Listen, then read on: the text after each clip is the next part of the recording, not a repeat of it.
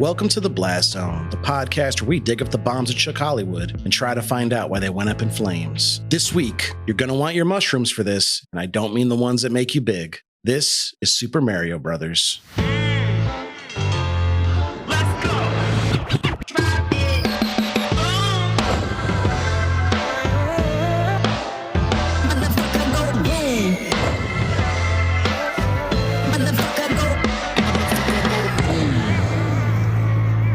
Welcome to The Blast Zone. Welcome to The Blast Zone. We are not a podcast about bad movies. We are a podcast about movies that did badly. That's right. I am Jon Drake, in-house film critic of my Letterboxd account. And I'm Ian Dukes. I'm a person with thoughts and feelings, and some of them are about movies. Movies like Super Mario Brothers. But before we get into that, we have a special guest for you this week. He's back. You may remember him from our Gone in 60 Seconds episode, or you may know him as the Academy Award-winning screenwriter of Little Miss Sunshine. Yeah. Allegedly. It's niche internet micro-celebrity Ron Iver. Let's take it to the house.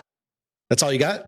I've been actually trying to write a new catchphrase for a while now. I have a huge list. Oh, you want to try some out? All right, I'll do another one. Let's do the math on that one, boys. Oh, There's that one. Yeah. my pencil. Let's turn it up a notch. Oh, Okay. Does that do any good? yeah. It's borderline Emerald. Guys, you're going to want to study this one. You know, I think a lot of these are a little bit academic. The math one and that one, I feel like, are a little connected. You're going down a grad student path here. Yeah, that I can't follow. I'm now realizing, like, all right, guys, let's hit the library. Yeah, this is bad. I must have been a little uninspired towards the end because this one's actually really bad. This one's just boys. Oh, It's just boys! Exclamation point. Just boys. Boys. It's just that. That's all. I think I gave up. You can interject it anywhere, though. yeah. Wait. That'll slot in most places. I want to talk about something. I'm a little embarrassed. Oh, Okay. okay. I just want to clarify something. You said we're covering the Mario Brothers. The movie? Mario. Yeah. Yeah, I wasn't listening that much when we talked about it. And I remembered that we were talking about how they're redoing a lot of 90s video games into current movies and stuff like that. And I feel like my rap doesn't make sense anymore. I feel like Oh, no. I can still try it. I don't know. Like, Let's give it a try. I want to hear. I'm sweet and strong like a gin and tonic. I'm fast as hell. And my name, actually, this is too embarrassing. I think I think I watched the wrong one. Can we actually stop now and I'll go watch it? Gotta go fast. And then we can come back and keep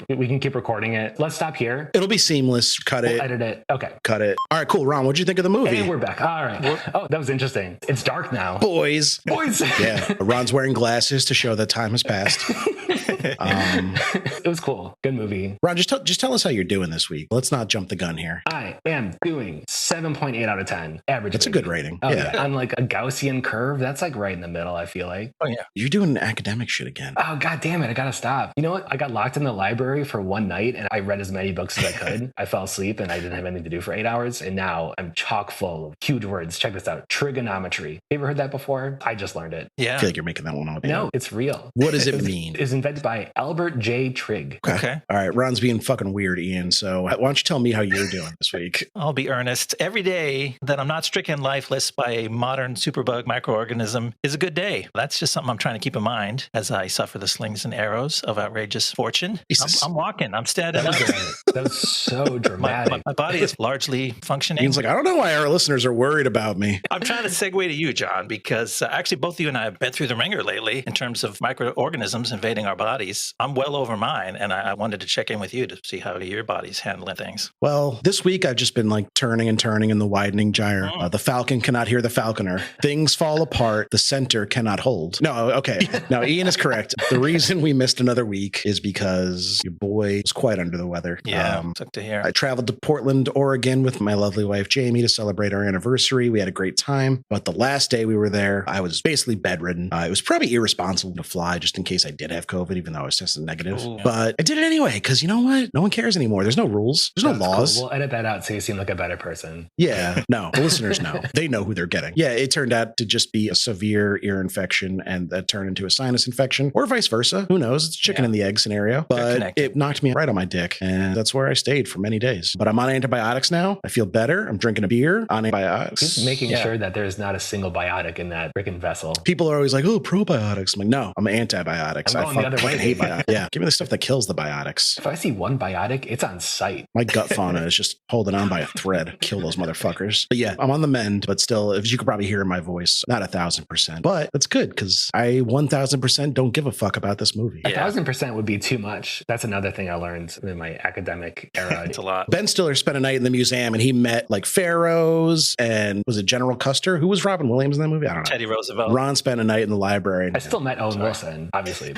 Ron, I understand you have a surprise for me. You wouldn't tell me what your show and tell was. Oh, it's not even a fun surprise. I was saving content for the people. You can't hog my content just for yourself. Like I can and I will. Okay, we're doing show and tell. Please. I have been watching Easy Baby. It's actually just called Easy, not Easy Baby. But it's cool. It's a Netflix show. It's written by Joe Swanberg. It's kind of a bunch of people in the mumblecore film universe, but each episode is its own little vignette about a relationship. It's different kinds of relationships. So it could be like two partners, or it could be like brothers, mother-daughter, business partners, two strangers, stuff like that. But the interesting thing in classic mumblecore style is that a lot of the dialogue is improvised, and it gives the whole feel of it just a zhuzh, like kind of a funk. It's just really interesting and energizing to watch because it feels so natural. And it's cool. It's got a lot of, like I said, each episode has its own vignette, and so they're all starring different characters, and there are a lot of cool people in it. I don't know, like Dave Franco. I know Jake Johnson got to be in there. Oh yeah, you know it. Jake Johnson's in there. Hannibal Buress, Kate McCucci, freaking Mark Maron. And they're all really good. It's really interesting. It's like an interesting style to watch. I'd like really recommend it. It's fun, and each episode is short, and you can just like jump in and out. It's a really fun mental change up to watch that, and it's like experience a new type of dialogue. It's like refreshing. Cool. I think Swanberg's done that in some of his movies too, like Drinking Buddies. I think he just kind of told them like what the scene needs to accomplish and let them come up with the dialogue on their own to some extent. But like Ron, baby, if you want to watch dudes with beards being sad, you don't have to watch a Joe Swanberg show. You just come to my house or look in the mirror. I heard that the next season is all about you. It's the Jon season. I'm excited. Can't wait. Ian, what do you got for me? I also watched something fun and light, a little movie called The Zone of Interest. You might have heard of it. Oh, sounds fun. It's been in the news a little bit lately. I had written this in my notes a while back. I was like, yeah, you might know director Jonathan Glazer from movies like Sexy Beast and Under the Skin, but now you might know him from nasty Variety magazine articles and horrible Twitter discourse, which overshadowed the movie since he won the Oscar a few weeks back for Best International Feature. And I don't want to get too deep into his Oscar acceptance speech, except to say that I thought he made a very carefully worded, thoughtful point, but that didn't stop a lot of people from freaking out about it. But let's talk about the movie itself. I really liked it. I would say don't watch it if you're expecting a traditional Hollywood plot. It's much more of an art film. It's not a Hollywood movie at all, but it achieves this level of naturalism. I'm talking about letting your actors improvise dialogue. I don't know if he did that, but I do know that he hid the cameras on the set, and these people who are playing these roles of this family just live their lives, and it feels incredibly natural. It convinces you that you're kind of there in this specific time and place in history, and you get to observe and take it in and try to make some meaning from it, which when you take everything in context is just really challenging and exposes this really chilling horror about man's inhumanity to man without ever showing a moment of the horror actually on screen. It's really an impressive accomplishment as a movie. It's one of those that you got to pick the right night if you're going to put it on streaming. Nobody puts movies like that on for fun, but it's really good. It's worth finding that moment and sitting down with it. Yeah, full disclosure, I've hovered over it on my Plex a few times. Like, is tonight the night? And then I'm like, I'm going to watch a YouTube video about Magic the Gathering instead. Because like, it's so much nicer. Yeah, it's too heavy. But it's good to hear that. Obviously, it got all kinds of critical accolades, but I feel like our sensibilities about this type of stuff line up pretty often. So to hear that you enjoyed it, even if it's not necessarily an enjoyable movie, it gives me maybe the courage to watch it someday soon. Yeah, it's really well done. Cool. Yeah, I'd love to check that out sometime. I also have a hard time just like really being like, all right, I need to think for the next couple hours, which we'll get to it later. But obviously the Mario movie is also just like a real thinker. But lots to unpack there. A lot of emotional baggage that comes along with the Super Mario movie. You need to lock in, as they say, sit forward in your chair and take in whatever Leguizamo's doing.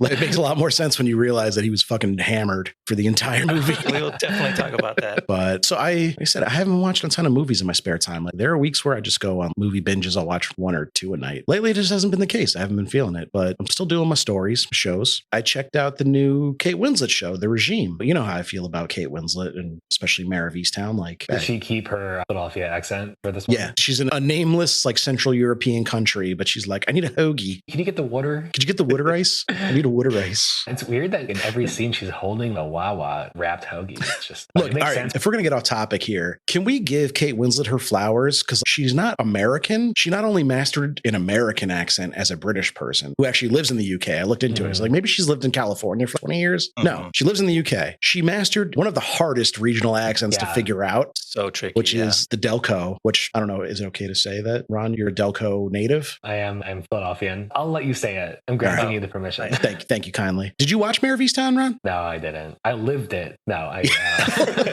Let's hope not. I really feel like you should, just to marvel at Kate Winslet's Delco accent, because what a master. And like, that's really what I wanted to bring up about the show is I'm not sure if I like the show yet or if it's even good, but it's Kate. She's throwing fastballs high and inside. Like, she's not giving a fuck. Like, she's wilding out in this show. She's doing some zany shit and it's all landing for me, and everything happening around her is okay. But then every scene she's in, you're glued to the screen, and she's in 80% of all the scenes. So it's working for me so far, but I'll be curious to see how they stick the landing, because you could tell there's something. They're building up to something. What's the synopsis is she's basically the chancellor, Madam Chancellor of a nameless Central European country, but like the country's kind of falling apart. They have big cobalt reserves, and America's kind of tolerated their human rights violations for decades because they're like, we need the cobalt. Now there's a soldier that's gotten into a position of influence with her, and he's like very much a nationalist, and he's trying to talk her out of cooperating with the Americans. So she's fucking with America now. And we know how that works out for foreign governments. It's dicey. Yeah. Sounds cool. That sounds really interesting. Yeah. I mean, it does sound serious, but it's also incredibly silly at times, and it's worth watching for Kate. But I promise I'll have a movie next week. I'll watch a movie. Okay. You better, honestly. I know. This is shameful. I keep leaving bad reviews whenever you don't have a movie. Yeah, I know. You fucker, it's you? I knew Ron Iver sounded familiar. I was like, it's gotta be, I gotta know this guy. Super Mario Brothers, 1993. Long time ago. We're covering this movie because of you, Ron. Tell me about it. I'm sorry for making What's your relationship with this movie? Did you watch it as a kid? Did you like it? Or did you just hear about it and you're like, oh my God, this sounds terrible? I like the movie because it's a little nostalgic for me. I didn't see it when I was a kid, but something really similar happened in my childhood. I don't know. It's one of the things. I'm friends with John and Ian, and I'm also a listener of the pod. And whenever I just like randomly think of a movie, they're probably sick of this. I was like, I haven't thought of this movie in so long. And I was looking up on Wikipedia and just take a screenshot if it bombed and send it to them. And I've done it long enough, not expecting anything. I just like doing it and then trying to influence the pod as a niche micro influencer myself. I like shaking, I like moving. But yeah, I sent this one in. There's like, hey, you should do this one. And you know what? Yeah, I'm like, if you're gonna make me watch this movie and talk about it, guess what? Like, you're coming with me. Yeah, they really dragged me down the sewer pipe with them down to Underworld's 1-1. Oh no, Underworld 1-1 would be do do do do do do. Oh, you can play it on bass? Do do do do do do. I was wondering if you could just rip it out right now, but no, that's not right about it. Pull out one of the basses, one of my many bass guitars that I have hanging up behind me. But no, this movie is, I definitely saw it as a kid. 93, I was like 6. I think I was like, this movie sucks. Because I feel like every episode we do from the 90s, I'm like, I watched this movie 1,000 times as a kid. Like, I loved it. Even if it's bad today, I'm like, I didn't care. This is one of the few where I was like, I watched it once as a kid and I was like, that's enough. Yeah, I don't need to see it again. I remember seeing it when I was a young guy. I didn't see it when it came out, but I remember seeing it maybe on like TV or something like that and being surprised. I've always been like into video games, an enthusiast. I'm like skirting around. Been a gamer? Like, I'm a gamer, but I've been part of the world. I remember seeing that they made a Mario movie when I was like 11, sometime in like the early 2000s, watching it and being like, oh, I guess some movies are just cash grabs. Like maybe it was one of the first times I ever realized like, oh yeah, sometimes a movie is just like a bunch of producers are like, hey, what's popular? Let's make a movie. Man, I'm going to have to push back on you here, Ron. Yeah? I think this is like the furthest thing from a cash grab I can imagine. Oh, you think so? Yeah. If they wanted to make a cash grab, like the Lou Albino TV show, if you remember that was put a goofy dude with a mustache and some overalls and just have him like bop around and talk to some hot chicks that's like Princess Peach or whatever. But this movie, it's like you described what Super Mario was to David Cronenberg and told him he had to make a PG movie about it. Oh, it's not like, I don't think they were lazy about it. Like, I thought that the idea of making it, especially in 93, felt like it's because it was popular. But when they made it, I do feel like they put their whole ass into this movie, to be honest. The sets really impressed me. And they were pulling some stuff from the video games that was like interesting. The fact that they used like Daisy instead of Peach was like some deep lore stuff. Not deep lore at this point, because everyone knows Daisy from like Mario Tennis and whatever. But I don't know, at the time when... She's my daughter's favorite character to play in Mario Kart. Oh, baby Daisy rips her on the track. She weighs 8 pounds. Like she adds no weight to the car. Her turning stat is so high. It's crazy. Sorry, Ian. I'm a shy guy. I'm a dry bones guy. You're what now? I don't want to talk about it. It's a medical thing. Ian, what were you saying? So let me jump in and say, I knew this movie existed. I hadn't watched it until. Are you sure you weren't like the key grip on this movie? Key grip. This one's a little too old before I got into the movie business, but also just to set my perspective on this movie. You guys are dropping your Mario Kart references and all that. I don't have any of that. When I was a kid, I had Atari and I had Intellivision, and then I skipped over the Nintendo and Super NES generation. I just missed that generation of video games. It's not like I grew out of video games. I just sort of leapfrogged that, and then I came back to consoles as a young adult, starting with like PS2. So I have a giant hole in my knowledge base about Nintendo properties. And so just to say, I'm curious what your guys' perspective is on how this movie treated the lore and the various existing aspects. But like I can provide the perspective of somebody who I looked up a bunch of it doing research for the episode, but before that, like I knew what you can absorb from pop culture, but like I couldn't tell you a Koopa from a Goomba until I started searching shit. I was wondering how much, because at this point Mario is just like mainstream. You don't need to be like a video game enthusiast to like, it's so ubiquitous. Like Bowser and stuff like that. It's like not a deep cut. So I was wondering, for somebody who didn't really grow up on Mario the way that we might have, like how much of it was familiar to you? So you're saying you were looking stuff up. The names are familiar. I recognized names that they dropped. Like I knew Goombas were a thing, but I wouldn't know why they're like mushroomy dudes instead of like pinhead dinosaurs. Or is there any basis for that? Let me help you. No, all that shit is weird and made up completely. This movie took a very, like they were trying to honor the spirit and not the details, but like it was they didn't. Oh, the Mushroom Kingdom. That's like where all the stuff happens. What if Daisy's dad was like a creepy fungus monster, like hovering over a throne?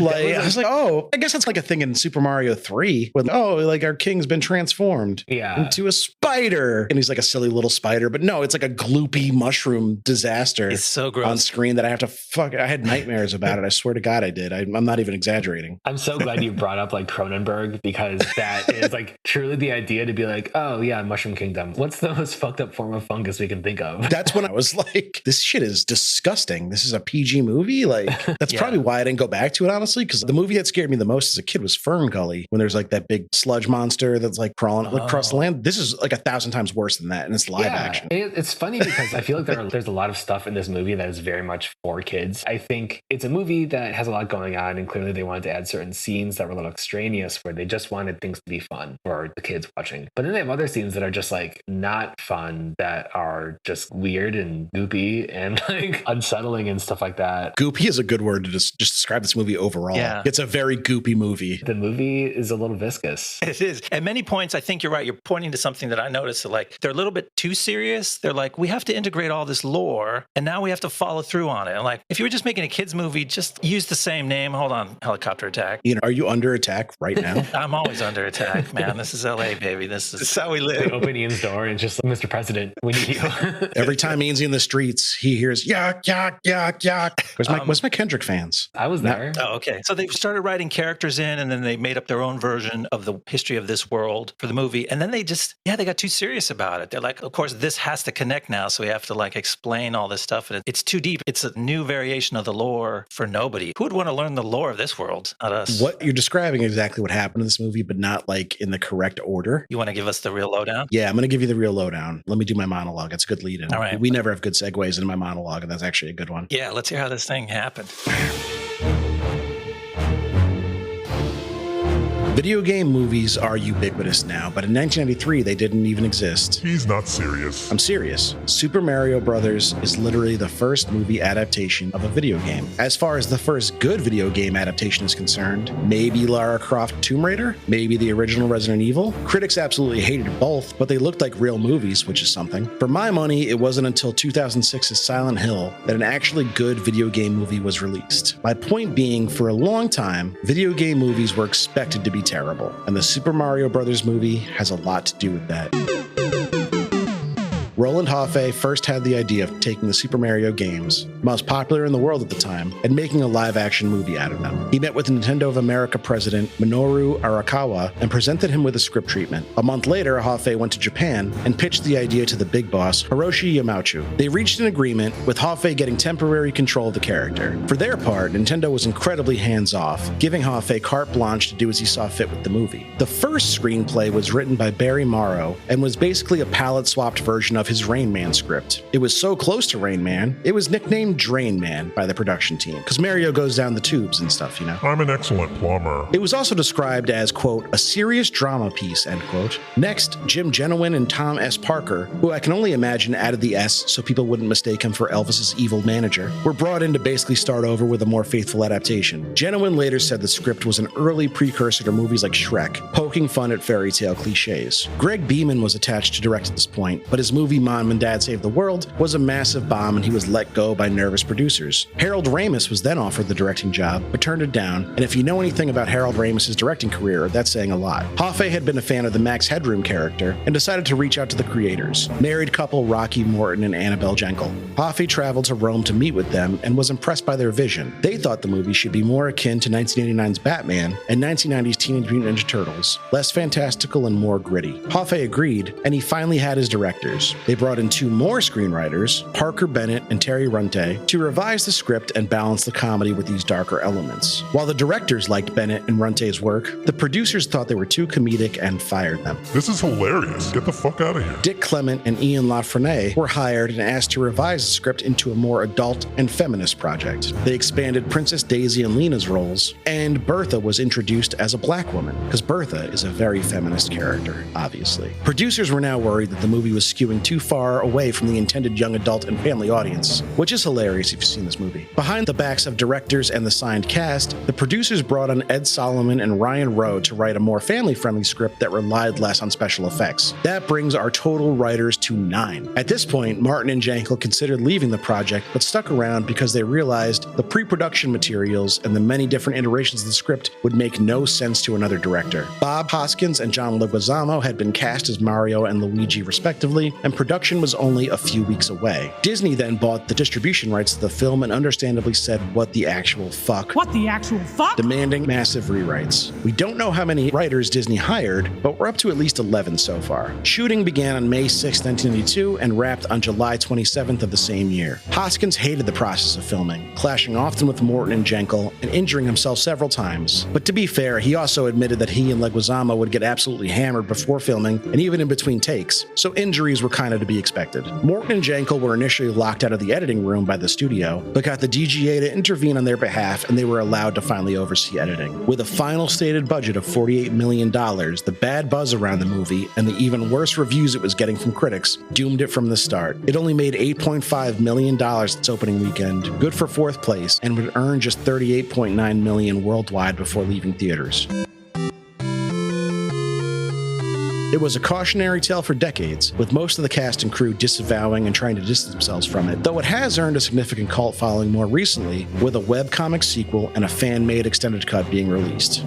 The drinking is definitely a key to understanding this film. It actually unlocks things. I learned about it after watching it once. Second time through, wow, Leguizamo's eyes are red in half the shots, especially in the early part of the film. He was a kid. Hoskins plays like an old seasoned alcoholic. You could barely tell. But Leguizamo was a kid. He was in his early 20s when he made those. He's fucking buzzing in these scenes, man. He's on another level. I think they're also there's an interesting production lesson to be learned here is that they could have gotten away with it with one more writer. That would have fixed it all. Yeah. Yeah. They pulled the plug a little early. They quit too early. That's a shame. The 12th would have brought it back to life. I wanted to read some quotes to you from the principal players here. Bob Hoskins was asked in 2007, just 25 years almost after the movie was made, what he considered the worst choice in his acting career. He said, Super Mario Brothers. The whole experience was a nightmare. It was a husband and wife team directing, and their arrogance had been mistaken for talent. It's a good line. I mean, it's Bob Hoskins. He's a very eloquent man. After so many weeks, their own agent told them to get off the set. Fucking nightmare, fucking idiots. So it sounded mixed reviews from Bob Hoskins. He was hot and cold on it. And then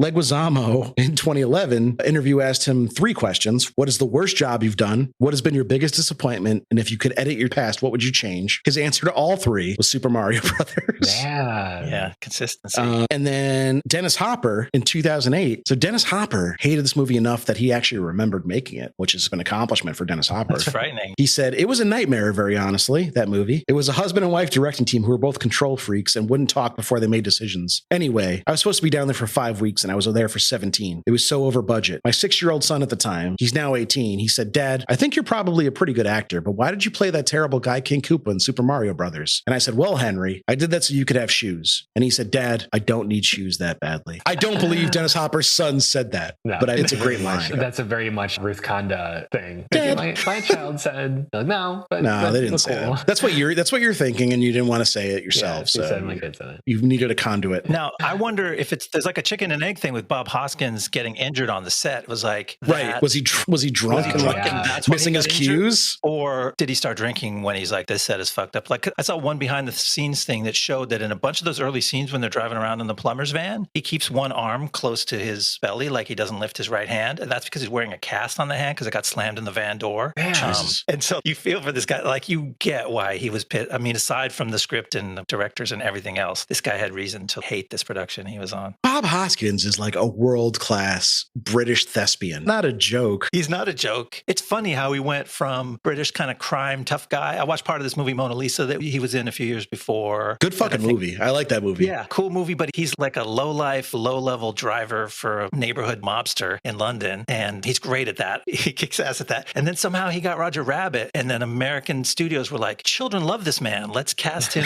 in more children's movies. He said that. He was like, I did Roger Rabbit. I did Hook. Now they want me to do like Super Mario. I'm like, I don't want to fucking be a cartoon character. Like, Is it like he was basically like a generation earlier, like Ray Winstone is how I would describe him. Like Shallow Grave, The Departed, like just that tough fucking British guy. I like the idea that somebody starts getting typecast for kids movies because it's not like 6-year-olds are just like, oh, I see Bob Hoskins is in this one. We gotta watch it. Oh, look, Bob Hoskins. 4-year-old kids browsing IMDb, just like.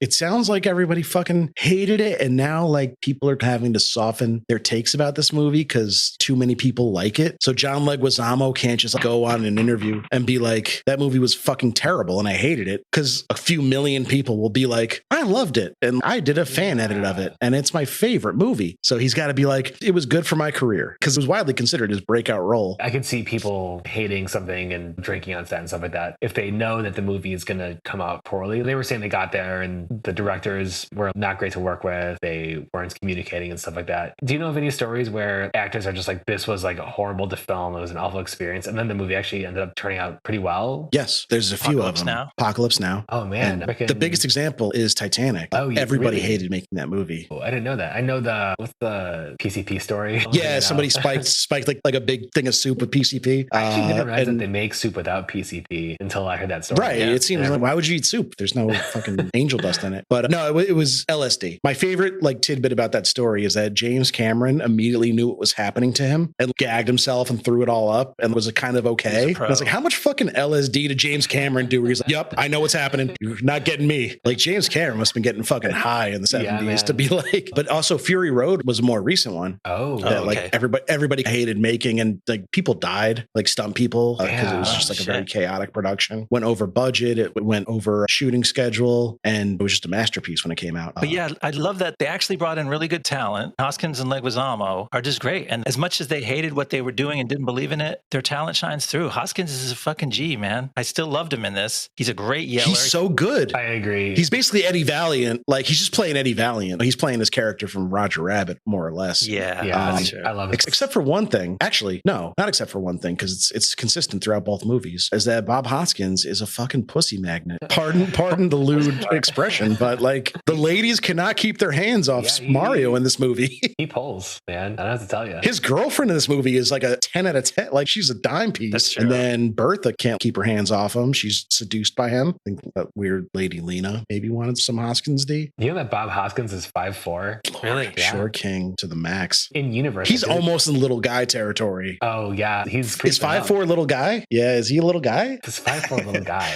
He's a little guy. He's not like what's up, little fella? He's not a small bean because he's too stocky. But yeah, no. I mean, he's a little guy. You got to be 5'4" and like 110 to be a small bean, and Hoskins ain't that. Dude, I'm telling you that. Personality though is huge. Right, he just fills a room. When you're a little Brooklyn guy, you just pull. No one can resist that. Ron, he's like the most British person that's ever lived. You know that, right? I'm just saying in movies. Like I'm not saying like he. Oh, in the as a movies, person. yeah. His characters. Why?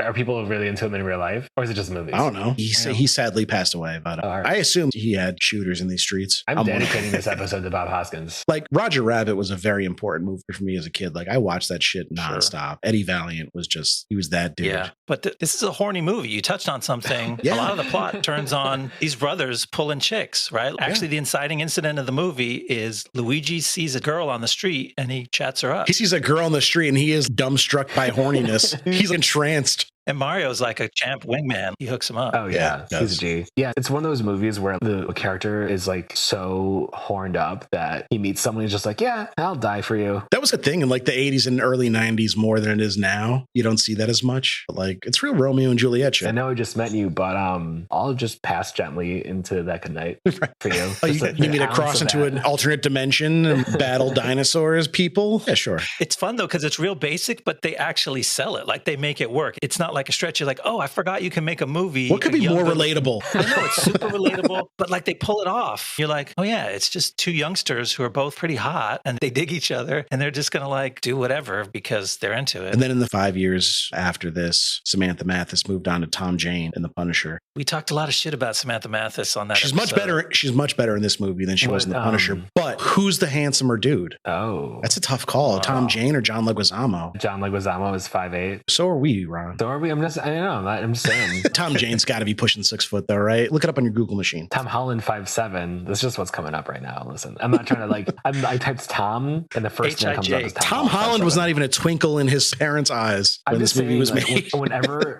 Google feeds me a height, I'm going to tell you. What am I looking up right now? Okay. Tom Jane. Let me know how Tom Jane's standing. Thomas 6'1" Jane. is my guess, or 5'10". Final answer. I think Google doesn't know. I can't guess. Google told me 5'11". Oh, close as that going over. Yeah, John, I think you win the Showcase Showdown. All right, Ian, do you want to walk us through the first leg of the story of this episode? Because we've been recording for an hour and we haven't talked about it at all. I better get into it. A lot happens in this movie. Here we go. Man.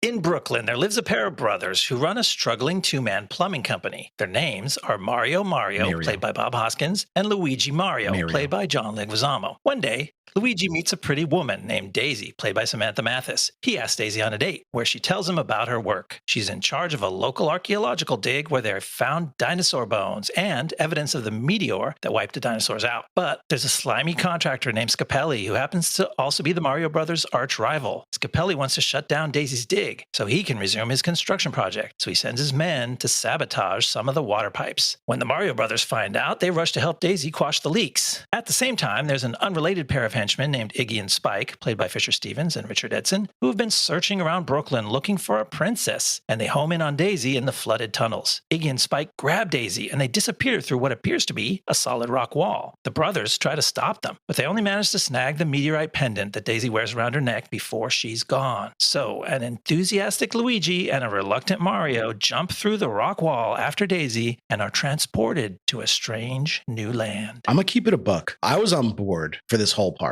Yeah. You know, like the movie does lose me, but it had me for everything you just talked about. I liked it. I like that they set up they started cooking a couple pies, which I thought was cool. There are a lot of different players with a lot of different goals, I guess. That was, I think, a better word, but couldn't. Secondary antagonists. Yeah, and you could see there being just a lot happening at once, which is, I always find fun. Like in a heist movie sort of way, where there are a lot of parallel motivations. So that was pretty cool. We're meeting two sets of villains. They go on a date within the first 5 minutes, and that part's like almost a double date that turns into like a one-on-one date. They didn't skimp on that. No, it's real rom-com stuff. You're like, what's going on here? Like, speaking of Leguizamo and his casting in this, they milk him. I didn't mean to make that sound weird, but that's a weird scene. They're like, oh, we got a young actor here who can do it all. He can do the comedy, but he can also be a hunk. And they play both sides of that really hard in this movie. So great for his career. Like, he could get any role after this, I think, because they play him as, he is the doof out of the two brothers. He's the one that needs protecting, and Mario's the smart one. But he's also hunky and sensitive and real in moments. And it's quite a lot, which is maybe the problem with this movie. There's a little too much in it, but I did like that they made the most out of Jon Leguizamo, who I like as an actor. You think they like overcommitted him in a way? I don't know. Somebody recognized what they had in him, and they're like, yeah, let's put all these different things on screen. Yeah, he had not done a lot. He was a stand-up comedian before this, and they give him a few different layers to play with, and he does a good job. And he got Carlito's Way the next year. He takes off layers, too. He pops off his shirt in the third act. Who's complaining? Nobody.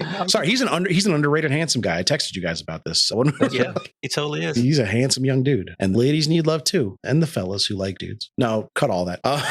Who were the Koopa henchmen? Spike and I got some shit to talk about Fisher Stevens. Spike and Iggy, yeah. Spike and Iggy? Yeah. Wait, why? So Fisher Stevens played the scientist in Short Circuit. You remember Short Circuit? I never saw it, but I know what you're talking about. Barely. You never saw Short Circuit? I know the idea of it, but I don't know the movie really. In the 5'8" community, we just call it Circuit. Oh, sorry. I'm going to lose my membership. No, my whole youth and young adulthood, I was like, there was an Indian actor who played the scientist in Short Circuit. Man. Brown face, full accent, everything. That was fucking Fisher Stevens. I found out later when he was on Succession, and I was like, I know that guy. What do I know him from? So I looked him up on IMDb, and yeah, he went full brown face to play an Indian scientist. Yikes! And that's a yikes moment. I really liked Iggy and Spike. I thought those were really fun characters. I liked when they got smart. Like that was fun. They're fun. I like you pulled the rug out from under my Fisher Stevens praise notes that I had written here, John, because I was like, yeah, you think he's just a goofy actor. He directed last year's hit Netflix Beckham documentary. He directed Leo DiCaprio's climate change documentary Before the Flood, and he has an Oscar as a producer of The Cove, which is that very influential documentary that exposed the whole Japanese dolphin hunting shit. That's a great documentary. Yeah, that documentary is super fucked up, but really good. Yeah, Spike and Iggy. I had a lot of fun with that when they're in the cab and they're just like so stupid that it's like very fun. Like they're going in like circular conversations, disagreeing with each other, but in ways that don't make any sense at all. That's just sometimes it's easy to write a character like two doofs that are just like, oh, like where did they go? But I thought the writing for those characters was actually like really funny. Like it was really fun to hear their thought process. It's done really well in these scenes. And like, it comes back because there are all the stories of the 14 kidnapped Brooklyn women, and they just don't know what women look like. They're just kidnapping whoever and just like, it's kind of an underrated side plot. Like never really pays off, but like, yeah, it is pretty funny. They just let that simmer in the background. They've been doing this for months, just kidnapping random women because they fucking up. Have no idea how to accomplish their mission. And all the women like know each other, so it seems like they're just in one neighborhood. Can't even get that right. But no, the first section is great. A lot of stuff that I loved from the Mario video games. Like my favorite part of a Super Mario video game is when you birth a dinosaur egg in a church surrounded by all those nuns. You know, like I remember playing that as a kid and being like, this is what I look for in my game. Is that real? The birth boss, when you actually have to give birth. The combos were always too hard for me. It's a lot to remember. Yeah. That's completely fabricated, of course. There's none of that happens in any of the games. Nothing even remotely like that happens in the games. Think about what the screenwriters came up with. They were like, Super Mario, plumbers fighting a dinosaur. What if there were two strains of humanity? Oh, yeah. One evolved from monkeys and one evolved from dinosaurs. That was my favorite, actually. I forgot to mention this. That whole, there's the intro scene. And you can tell that, okay, for the listeners, there's an intro scene that's just, there's a narrator. It's a third-person narrator. It's not any of the characters. And it's explaining hundreds of millions of years ago, a meteor hit the Earth. It like wiped out the narrator dinosaurs. is an Italian-American dinosaur, by the way, I think. And like it created a rift between the two worlds. Like one is human, one is dinosaur, like whatever. So like a whole exposition of what's going on. But you can tell they did it after they filmed the movie because the movie also goes through the exposition. So they're expecting you to figure it out. There's this one scene where like they find out like, oh, maybe we're in some sort of parallel dimension. And it's like, yeah, they literally told us that. I feel like we're supposed to be figuring out this with you right now, but they didn't trust us enough. So they had a guy tell us earlier. Just this is the shit that happens when you have 14 screenwriters work on a movie. Act 1 and Act 2 are just all basically explained to you in the first like 30 seconds of the movie. And then they just let you watch the movie. There was a movie we covered recently that did this, Ian, where the viewers knew everything before the characters did. Was it Red State? Maybe. Yeah, I remember that feeling. I can't. Which is like, it's a terrible way to watch a movie. You're so far ahead of the characters that like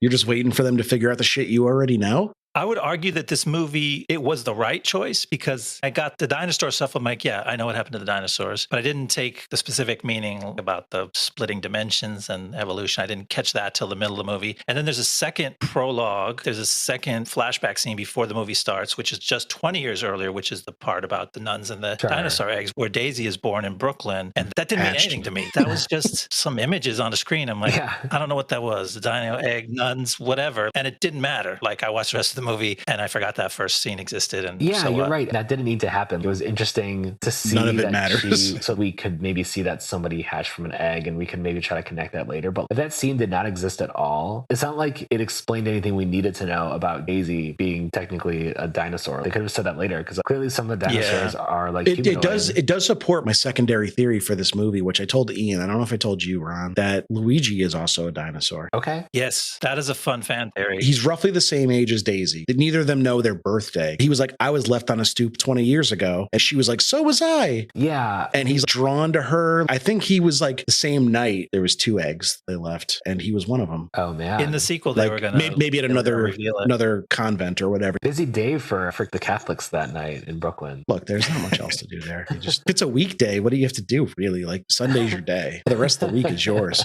Yeah, I feel like I was getting that vibe because I guess I remember that Daisy is part of the dino. It's a dinosaur, yeah. I just remember they show you the egg thing in the beginning. And I don't know if they explain the whole Luigi saying, oh, I was also abandoned. I was also left on a stoop or something like that. So that for the first 2 acts, you're just guessing, like, you have enough information to assume, oh, the egg thing is about one of them, but it's like, which one? Or you're right, maybe they're both. Yeah, that makes sense. It's a fun tease. It's also just practical because it's something to bond these 2 characters, and it's something to explain why they hired actors as brothers who don't look alike and are so widely apart in age. So it's practical to get the movie done. Yeah, Leguizamo treats Mario more like a father than a brother. And that brings me to my next point. Can we talk about the pronunciation of the titular word? Yeah, you tell this me. Movie is very liberal on that topic. It's been an ongoing source of strife in my household for many years now. My son routinely mocks me for saying Mario. Oh, no. Wow. Oh my God. He goes, it's Mario. But John Leguizamo, my homie from Queens, if you didn't know where he grew up down the fucking street from your boy. Okay. Says Mario many times in this movie. I think it's a New York thing. I think I had a friend growing up who was named Mario, and he would say, hi, my name's Mario. That was his name. And he pronounced it that way. I believe it. Hold on a second. He didn't say it's a me.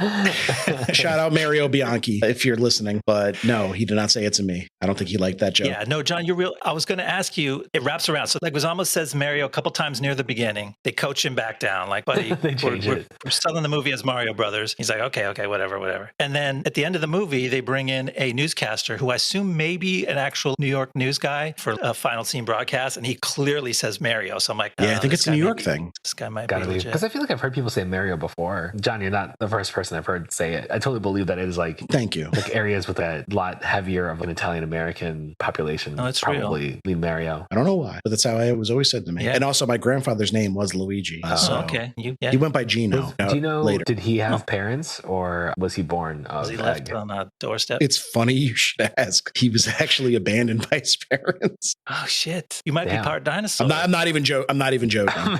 Bro. He really was. He was adopted. He was left. He was left. His mom abandoned him. His parents weren't dinosaurs. Is all I'm saying. We're going to de-evolve John and see what he turns into, a chimpanzee or dinosaur. Can you just fix it when you're done, though? Like, I would like to be me again. All right. Was there anything else we wanted to cover from Act 1, or should we get into Act 2? Let's go down that sewer, man. See what's down there. I'm ready. What's the I can't do the sewer noise with my mouth. Can you put it in the episode after? It'd be it? funny if Ian just did it with his mouth. Can anyone remember? It's like a multiple little notes. Just leave that. Digitize that. Fuck, he's going to do it. Digitize, John. Yeah. Digitize it. All right. As Mario and Luigi wander around their strange new urban surroundings, they slowly realize they're not in Brooklyn no more. Where they are is Dino Hatton, a parallel dimension formed by a meteor strike on Earth 65 million years ago. In this world, it was dinosaurs rather than mammals that evolved into intelligent humanoids. The place is run by the evil President Koopa, played by Dennis Hopper, who's working on a plan to merge his dimension into ours and use his technology to de-evolve humankind. To do that, he needs Daisy, who is secretly a princess from the dino world. Her father was the Mushroom King, who Koopa overthrew and de-evolved into a goopy blob of fungus. But Koopa's plan to take over Earth also requires Daisy's meteorite pendant. When he finds out the Mario brothers have the pendant, he has them arrested. But it's too late because the brothers already had the pendant stolen from them by a woman named Big Bertha. Then Mario and Luigi manage to escape Koopa's jail and flee into the desert. Koopa punishes Iggy and Spike and sends them after Mario and Luigi, but the brothers capture the disgruntled henchmen and strike a deal. They agree to work together to get the meteorite back in exchange for Daisy's freedom. So they go to the nightclub where Big Bertha works, and she ends up taking a liking to Mario. Then when Koopa's Lieutenant Lena shows up with a squad of Koopa's de-evolved dinosaur Goombas, Bertha helps the brothers escape. Mario and Luigi flee and then proceed to try to infiltrate Koopa's castle. Meanwhile, Lena returns and she's now in possession of the meteorite. Tempted by power and jealous of Daisy, Lena decides to break with Koopa's plan, do away with the princess, and lead the invasion of Earth herself. But Daisy evades Lena's attack with the help of a couple dino creatures she's befriended, named Yoshi and Toad. I recognize them from the video games. Daisy then reunites with Luigi and Mario and introduces them to her father, who is still a de-evolved fungus. Our trio of heroes then manage to escape captivity, but things look bleak as Koopa is poised to begin his invasion of our dimension. I love the scene where she's like, meet my dad. And it's just like a little gloop falls from a fucking fungus tree in the middle of a room. He comes out of a tube in the ceiling, and when he's scared, he sucks himself back up into that tube. But when he's feeling bold, he lets the main blob of his body kind of drip out and ooze mucus on people. And it's played for a joke. It's fucking disgusting. They know it's funny, but it's too much. It's a PG movie, guys. I have beef. Okay. I got a little beef? bit of beef. I got a little bit of beef. Let's hear it. Animals did not evolve from fungus. Fungus is a different kingdom. Like, It is a different kingdom. I'm not talking about like Mushroom Kingdom, obviously. You guys know, the listeners, I'm not talking about a kingdom like Mario Kingdom. Obviously. You can't evolve from a dinosaur, which is the animal kingdom, to a different kingdom. It just doesn't work like that. And guys, you got to hit the stacks, brother. Come on. That's true. You got 11 writers on this thing, and you're calling... Buddy, they got more than 11. We know of 11 by name. That doesn't mean there's only 11. 11 writers and not one biologist. Come on. They should have locked him in the library for a night. You know how much Yeah. knowledge you can gather in a short time. This movie did more to damage the public perception of mushrooms than The Last of Us, I think. Like, this shit is disgusting. It's pretty similar, actually. There's just shit growing on everything, and it's all goopy, and it's made mostly out of like gauze and latex droopy shit. Yeah, it just looks like really like thick, slimy spider webs is like how they portray fungus in this movie. But imagine being a child looking for mushrooms. As far as I know in the game, they're cute little button mushrooms with red polka dot caps. And you're like, you have to squint so hard to imagine that you're like seeing the same thing in this movie when they're just like showing close-ups of beige slime. And you're like, it's the mushroom guys helping us. The mushrooms, like from the game. They also Again, it's blah, blah. They do this thing where like the characters are witnessing something when Luigi is like, hey, I think that the fungus is trying to help us. Like, I don't think they clue us into that the first time. It's just like a vibe that he gets, and we're just supposed to be like, oh yeah, he's probably right. It's real subtle. He's able to mentally connect with the fungus because he's part dinosaur. Of course. Which we all know came from fungus. But yeah, it's weird. God, what a sentence. What did I think to myself when I started this podcast 3 years ago? That I'd be like, because he's part dinosaur, he knows the fungus means well. That's where we're at now. Thanks, Ron. Yeah. You picked this fucking movie. Yeah, that's my bad, guys. I put us through this. If you were to scrub down Dino Hatton and clean up the fungus, you'd kind of be on the set of Mars from Total Recall, right? Like, it's not too dissimilar. Let's talk about Dino Hatton. Let's get into it. First of all, I didn't know that was the name of it until you just gave the summary. Wow, No, that's it's kind of really not. something. Oh boy. It's headcanon on Wikipedia, but I don't think it's in the movie. Oh, okay. Because they don't say the name. I don't know. I don't know. You know what, Ian? Shut up. That's what it's called. That's our story. We're sticking to it. I love that set. I really love the world they build. It's goofy. It's really cheesy, but they did a great job with that set. And they did a great job like making it look like a hustle bustle kind of a thing. They're in just a different society, and they do some really good fish out of water stuff. But like I was saying before, like they put their ass into these sets, dude. Yeah. It's fun. Like they built a little tiny world, and it's cool to see. They literally took the art director from Blade Runner. They're like, oh, we got to make a sci-fi cityscape. Really? That's awesome. The production designer of this movie's name was David Snyder. He was art director on Blade Runner. I noticed when they get to the police station, they reuse that like roofless cubicle thing that I associate with Blade Runner when he goes and meet M. Emmett Walsh. Rest in peace. Is that a real thing that police stations do, inhabit large volumes and build little cubicles? I don't know, but it's a sci-fi thing, and this movie kept it going. ACAB includes the Dino Hatton PD. Oh, for sure. Yeah, the cops in this movie are like transparently unhelpful. It made it feel like, are we really in a different dimension? You're right. I like that. Mario's, oh, you can't do this to me. I didn't do anything. It's just like, I guess it's for kids. As a kid, you're supposed to believe that the police are supposed to be helpful and that you can just like plead with them like, oh, I didn't do anything wrong. I ain't do nothing. I didn't do nothing. The most British man in the world. Like, I ain't do nothing. Hey. Copper. Yeah, he's very indignant. But yeah, I guess Koopa, as a classical fascist, has like multiple paramilitary arms working for him because he's got the Goombas, which wear some sort of pseudo-military uniforms. But then the police are also totally his army to direct and arrest whoever he asks. The Goomba's semi-military uniform, is it just like a brown leather trench coat and a tiny head? Is that all they need? They're so weird. Like, they're so scary. Where did you get that from? Where was your inspiration to be like the Goombas from the game? The little guys with the mushrooms. I wonder if it's cheaper than they didn't want a bunch of felt Goomba puppets or something like that. Actually, the one thing that I'm curious about is why they went dinosaur instead of turtle. Like where Koopa. Bowser seems more like a big snapping turtle who also breathes fire than a dinosaur. Yeah, and there's turtles everywhere in the game. So. Yeah, exactly. So I am curious what led them to the dinosaur direction. I guess drugs. Yoshi, but like I love Yoshi in this movie, by the way. He's just a fucking dinosaur. He's a straight up mini velociraptor. He was pretty good CGI, honestly. Like he doesn't do any Yoshi shit in this. He's just a tiny velociraptor. And really realistic, like pretty good for the era. I thought it was really good for 93. Nobody rides him. Like he doesn't swallow anybody and then poop them out as an egg. Like he's just a fucking dinosaur committed to that shit. This movie's weird. It's weird. And it's ambitious, which when you contrast it with the Mario movie we just got, it's almost like you have to give it a good amount of thought to determine like what's better. Is it better to make something that's like kind of lazy but competent? Or is it better to make something that's like ambitious but completely insane and inept? I thought it was interesting because maybe the new Mario is like a very specific genre of movie that is just kids animated movie, which they didn't necessarily have back then. Because I feel like the 93 Mario movie is actually like a really straight up sci-fi. And it seems like it's weird that it's a sci-fi because it doesn't take place in like space or the future or something like that. But like all the elements are there of a real solid sci-fi. And I think that a newer movie geared towards kids doesn't need to specifically be part of a genre because it is its own genre. I mean, the difference between Lego movie and Mario movie and stuff like that, aside from they have to both be like Pratt vehicles, they're just like a silly animated adventure of indeterminate subgenre. I think there's something to be said for like the lasting power of each. I feel like more people liked the more recent Mario movie we got, but more people love this one. Sure, I could see that. Like I took my son, it was only the second time he's ever been to the movies, to see the Super Mario movie because he loves, like we play Super Mario 3 together all the time. We play Mario Kart, we play all the games, Mario Golf, and he enjoyed himself. He's never asked to like see it again. Like whereas we watched Sonic 2 in theaters and he wanted to watch that once a week for 2 years. But I feel like the people who liked this movie, the one we're talking about, love it. Yeah. You better. Oh, like I said in the monologue, like people made fan edits, people made web comics sequels. Like, this movie has stands. It's got shooters in the streets. It creates a pretty interesting world. Like it does some really silly stuff, like some really weird choices. And we're none of us are fans of the goop. There are a bunch of scenes in there that are just like specifically for fun, and movies aren't supposed to be fun. So I take umbrage with that. But it's a cool world. I think they do a good job. We're like doing like the wrap up thoughts. We're still on Act 2.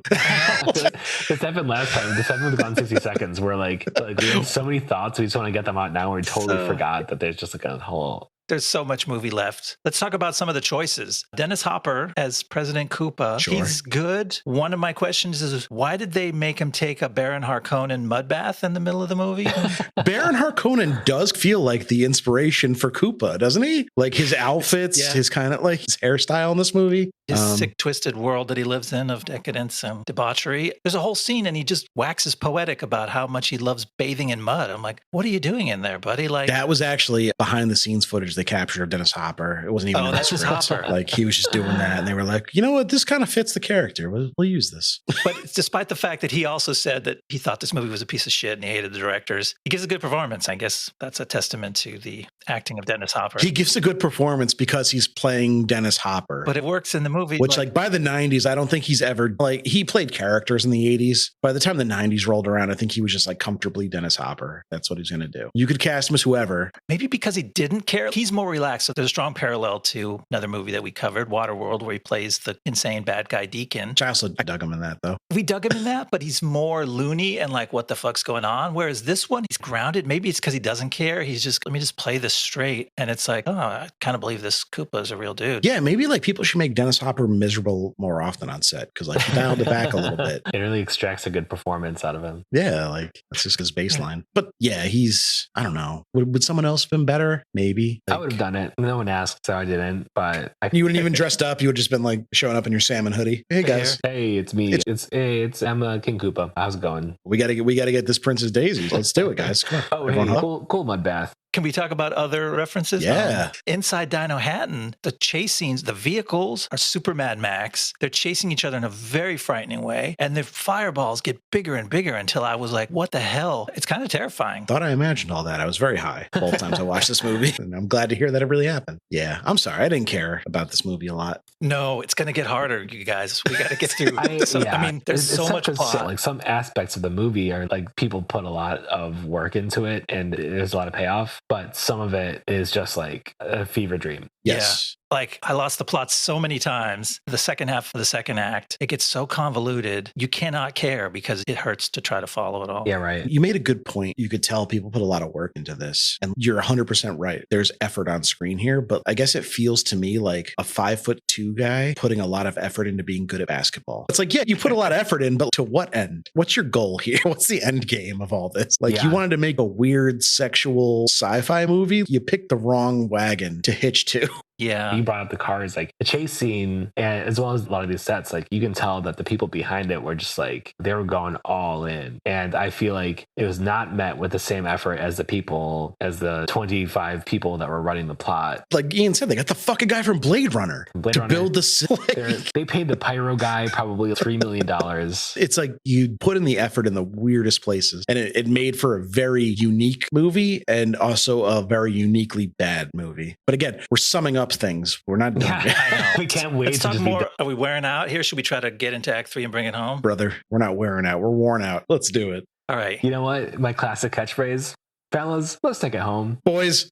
Period. Here we go. A series of clashes ensue as our heroes try to thwart Koopa's attempt to merge the dino dimension with ours. Lena fries herself to a skeletal crisp trying to open the portal with the meteorite, proving the theory that only Daisy's royal blood allows her to withstand the portal's power. Koopa briefly breaks through into Brooklyn, where a stray shot from his de-evolution gun turns the sleazy contractor Scapelli into a chimpanzee. But Daisy closes the portal again, leaving Mario and Luigi to have a final showdown with Koopa on the streets of Dino Hatton. The brothers use Koopa's own technology against him, de-evolving him first into a T-Rex and then further into a puddle of primeval slime. The citizens of Dino Hatton celebrate their liberation, and Luigi wants Daisy to accompany him back to Brooklyn, but she declines. Daisy's father has resumed his humanoid form and rightful place as the king, and she wants to stay with him and with her people. The brothers return home to great acclaim and resume their plumbing business. But a mere 3 weeks later, Daisy shows up. All right, couple things. Yeah. I love that Mario's nemesis in this movie is just like a mobster. Yeah. They were like, all right, he's an Italian-American guy in Brooklyn. Who would be fucking with him? The mob. But also love that Scapelli's suit shrinks down to his size as a monkey. That was very thoughtful of that whoever made the de-evolution to be like, you know what? The clothes should match. Still. They should The match, clothes devolve too, obviously. Yeah, like it should be a monkey-sized suit, and that's nice. Yeah. He's not naked running around. Act 2 to Act 3, I feel like where you were mentioning this before, we're so tiring. We're just running around. It's exhausting. Even the battle, even like the fight scenes were just like, how long was Koopa in this like weird little hover thing? It's just like, I think often on this pod, we will criticize movies, but at the end of the day, the things where they fall short are they the reasons why this movie did not succeed at the box office. I genuinely believe that this Act 3 was like maybe the reason that people called their friends on the freaking dial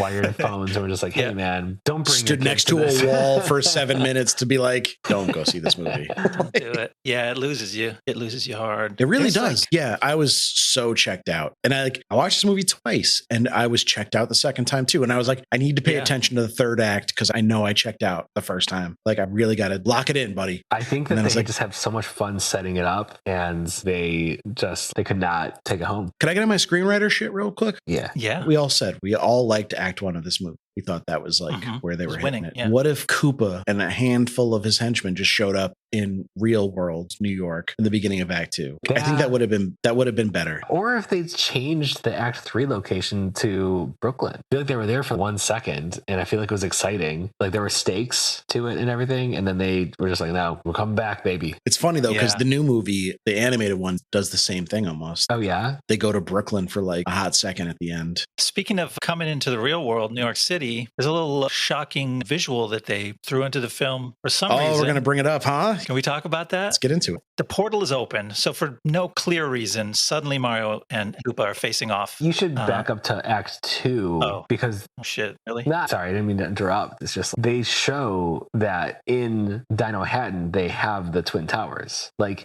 what's the word? The word for how everything crabs... Trigonometry. Yeah, it's trigonometry. I'm Googling everything. Don't crabs. say it until you ask me. Okay, carcinization. Are you familiar with the phrase carcinization? I'm really glad you didn't ask me because is? No, I don't. I have no idea what that It's means. basically Teach us. how at multiple points in history, in different zoological spheres, things have just evolved into crabs. You know how... Oh yeah, Oh. I know the concept. I didn't know there was a term Oh, for okay. First of all, carcinization comes up because for some reason everyone turns into humans, no matter what you are. If you're a dinosaur or a monkey, you've That's evolved into a true. human. They applied that concept liberally.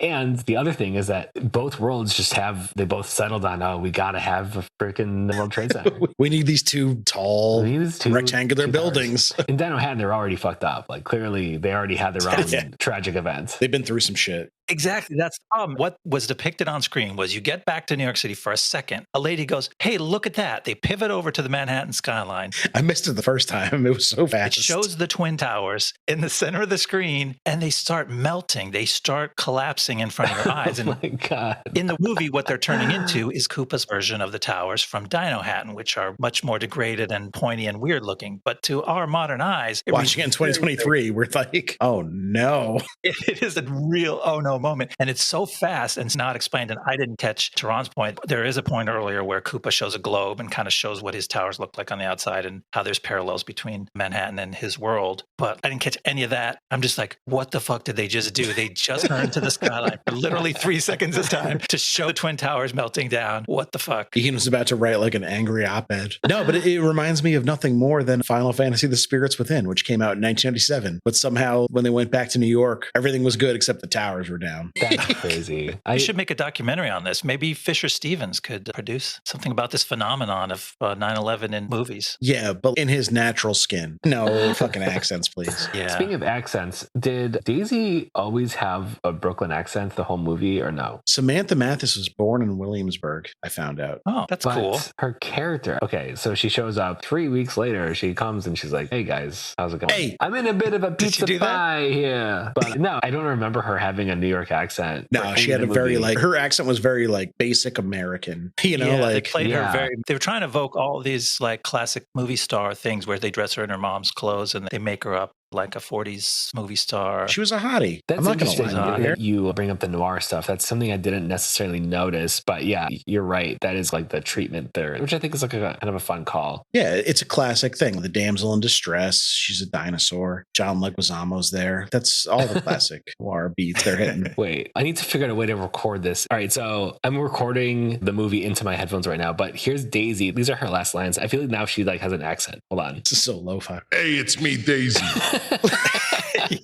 I mean, we're talking New York accents coming out. Leguizamo's comes out strong in his very heartfelt plea to her to come home with him. He's like, you know how I feel about you, right? I want to be with you. It's Straight out of Summer of Sam, if it sounded like yeah, Coley Summer Sam. He's going full Queens. Wait, is he a Queens kid? Jackson Heights, baby. Oh, Did we man. establish that? That is Queens. Thank you. Thanks for clarifying for those of Well, us. actually, geographically. born in Bogota, Colombia, but he moved to Queens when he was 3. Oh, but it's very cute. It's charming. Much like myself, Yeah, born of in course. Newburgh, New York, and moved to Queens when I was 6. So, You're also an immigrant. hey, I'm immigrating here. Man, I don't know if we talked about this movie at all or too much. I know. I feel like we're not giving Act 3 any analysis. I can't, No. man. It's just But like, that's a nothing to say. very telling thing. Is sometimes we get to Act 3 and we're excited to talk about it. Here, you're just like, fuck, end this movie already. But yeah, the third act was memorable and how unmemorable it was. The elements of action are happening only because things are fast, but it's actually so boring somehow. I don't know how to explain it. Yeah, no, it's numbing. It is Like numbing. you just tune out. Like I watched this. Obviously, I didn't intend to fall ill and not record this last week. I watched this movie twice last week, and if we recorded this movie on time last Thursday, I would have no more information about it than I do now a week later because I was like, it just went in one fucking eyeball and out the other.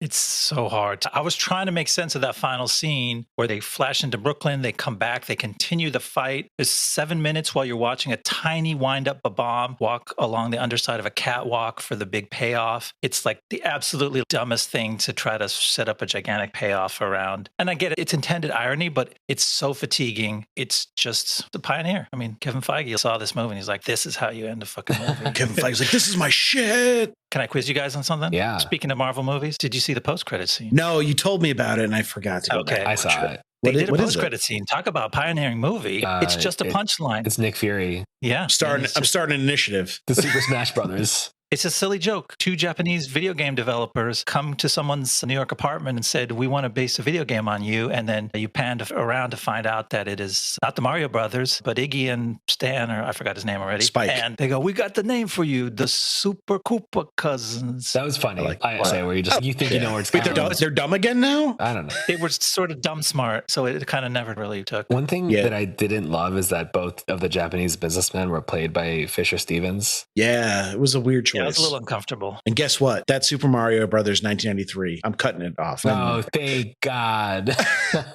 We're fucking done. All right. Do you want to hear what happened to the directors after this movie? No, but thanks, guys. I hope you guys have a good night. This is awkward. Yeah, man. All right. So Rocky Morton, Annabel Jankel, married couple. I don't know if they're still married. I tried to find out. The internet does not have a lot of information about them. They almost got hired to direct Child's Play, but then they didn't. Whoa. Wow. They directed neo-noir Dennis Quaid and Meg Ryan thriller DOA. Aren't Meg Ryan and Dennis Quaid like, they're a couple, right? They might have been at the time. I don't know. Allegedly. Oh, that could be wrong. So they never directed another movie after this one. Thank God, dude. Okay, that's fair. But Jankel has gone on as a solo director. She hasn't done anything like major, but she did a TV movie called Skellig. She did the Live from Abbey Road TV series, and she did 2018's Tell It to the Bees, which was not a prequel to The Beekeeper. I was sad to find out. Was it a sequel to B that movie? sounds fake. It was basically a standalone film. Bob Hoskins, to no one's surprise, continued to have an excellent career after this. That did not sully his reputation at all. Thank God. He was J. Edgar Hoover in Oliver Stone's Nixon. He was in 24/7. He was an enemy at the gates, which is a super underrated movie. His final film role was in Snow White and the Huntsman. Really? He passed away in 2014 of complications from pneumonia. He was diagnosed with Parkinson's in 2011, so he retired in 2012. But RIP to a fucking king. Bob Hoskins, just great actor. Yeah. I've never seen him be anything less than excellent and even like a bad movie. Just RIP. Great dude. Yeah. One of my favorite Unless he's actors. not, I don't know.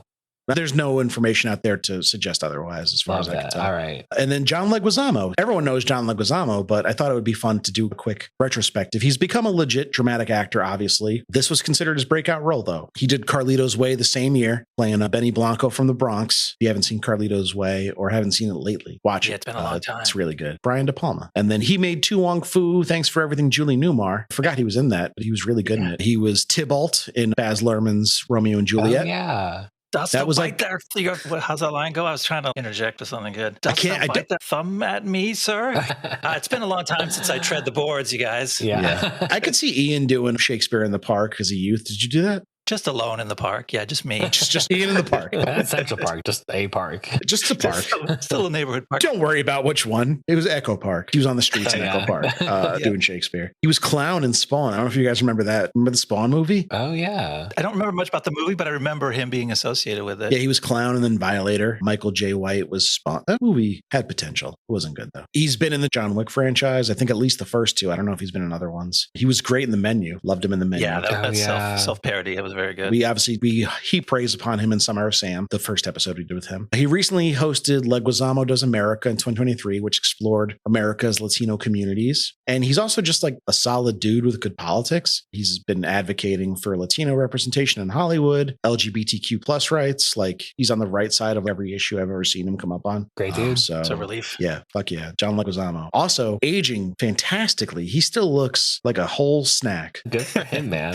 I don't fucking care if that's weird to say. It's not. He's handsome. He's handsome I'm as shit. telling you right now, it's not. Let me give you a quick rundown on Samantha Mathis because I was a little surprised to find out some stuff about her. Okay. We obviously hated her in The Punisher, but she had some rough dialogue. I went back and watched her scenes in The Punisher. Oh, you did? Yeah, she had some really bad dialogue to work with because she's Yeah. good in this, and I've seen her in other stuff where she wasn't bad. So I was like, she can't be a bad actor. It was her and the kid. It was like a vortex of bad acting. The kid was so bad. I think he dragged her no. down. Kid actors are hit or miss. And I hope Yeah. that kid's okay. Yeah. But so her and Leguizamo started dating during filming. I didn't know this, but she broke up with Leguizamo to date River Phoenix, and she was with him the night he died in the Viper Room. Oh, man. whoa. And she got a lot of weird, bad press because she wasn't necessarily cooperative with the cops, which ACAB. But also, she gave an interview years later where she was like, I had my suspicions about what he was doing, but I didn't know. I never saw him getting high, but but I could tell he was fucked up that night. And whatever. It's not her fault. He OD'd, obviously, but like she got blamed a lot for it, and she left Hollywood for a few years after and started like making films overseas, which is why I think her star maybe didn't rise as high as it could have. It was because she was scapegoated for the whole River Phoenix thing, which is fucked up. Yeah. Not surprised. I mean, just like old school Hollywood misogynistic shit. Like, man. Yeah. But she's been working steadily. She was in Little Women, the 94 version. Cool. I forgot. She was in American Psycho. She was really good in it. Broken Arrow, which whatever. I liked it. And she was also the vice president of SAG-AFTRA for 5 years from 2015 to 2020. Wow. A union lady, a comrade. Nice. By the way, she is 5'5". So she's not necessarily a little woman, but I can see why she could play the part. Camera tricks and whatnot. Yeah. Big Gandalf. You can make it work. That's everything I got. Ron, do you want to plug anything? You got anything to plug? I don't know. Just donate to charity, man. You got enough money. Not you guys in particular. I'm just saying the listener. That's a good plug. What's your charity of choice? Who would you like people to donate to? Donate to a local, what am I trying to say? Like a local abortion fund. Over here in Ohio, we have Preterm. I love them. They're really great. Obviously, there's Planned Parenthood, which is great, but your money goes further if you find something that's local to you. Yeah, look them up. I don't know where you guys live, listeners of this pod, but all over. We got listeners in every corner. I can't take your phone and Google for you, but if you look it up, just do what you can. Good message. That 100% fully agree with Ron there. Do you want to hear what we're doing next week? Hell yeah. We are going to be doing, Ian's already watched it and told me that it's actually really good. So we'll see. The secret's out. The secret's out. I have never seen it, but our boy Jake Johnson's in it, so it can't be that bad. That's a good sign. We're doing the 2017 Mummy. Oh, baby. And I believe we'll have a special guest with us for that one as well. Not me. Nice. If you're a listener and you're a fan of the Ron Iver experience, this is going to be a huge letdown. No, it's Nash. It's Nash. Fucking cares. It's Nash's. Man, well, okay. Why are we burying the lead? Nash is a selling point. You guys are getting a pro, a comedy pro. We're getting a real podcaster. A podcast pro. So you're in for a treat. It's a movie about death. She's an expert death podcaster. It's just all, all fits together. That's going to be good. Yeah, if you guys aren't listening to Death and Friends, you're fucking up. That's Nash and our buddy Angel's podcast. Angel, friend of the show, guested on the Spinal Tap episode. That's right. So check it out. And you want to plug the Yeah, you could follow us on Twitter at Blast Zone Pod. You could email us blastzonepod@gmail.com. You could write me a letter. My address is beep. We'll see you next time in the Blast Zone. See you next time in the Blast Zone. The Blast Zone.